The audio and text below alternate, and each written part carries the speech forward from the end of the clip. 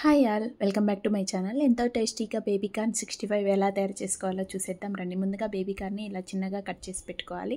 ఇప్పుడు ఒక బౌల్ తీసుకొని 3 టేబుల్ స్పూన్ మైదా, 2 టేబుల్ స్పూన్ కార్న్ పౌడర్ని వేసుకొని, అలాగే 1 టేబుల్ స్పూన్ కారం, 1 టేబుల్ స్పూన్ గరం మసాలా పొడి, కొద్దిగా చాట్ మసాలా, అలాగే 1 టేబుల్ స్పూన్ అల్లం వెల్లుల్లి పేస్ట్, టేస్ట్కి సరిపడా ఉప్పు వేసుకొని కొద్దిగా వాటర్ వేస్తూ లంప్స్ లేకుండా ఇలా కలుపుకోవాలి.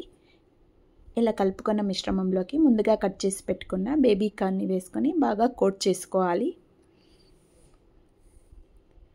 ఇప్పుడు స్టవ్ మీద కడాయి పెట్టుకొని అందులోకి ఆయిల్ వేసి, ఆయిల్ బాగా వేడయ్యాక మనం కోట్ చేసి పెట్టుకున్న బేబీ కార్న్ని వేసి ఫ్లేమ్ని మీడియంలో పెట్టుకొని 5 to 10 minutes బాగా ఫ్రై చేసుకోవాలి. ఇప్పుడు బేబీ కార్న్ అయితే బాగా ఫ్రై అయింది. ఇది చిన్నపిల్లలకి చాలా హెల్తీ స్నాక్స్ అని చెప్పవచ్చు.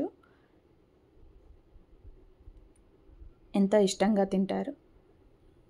కలుద్దాం నెక్స్ట్ వీడియోలో. బాయ్. ఇంగిదే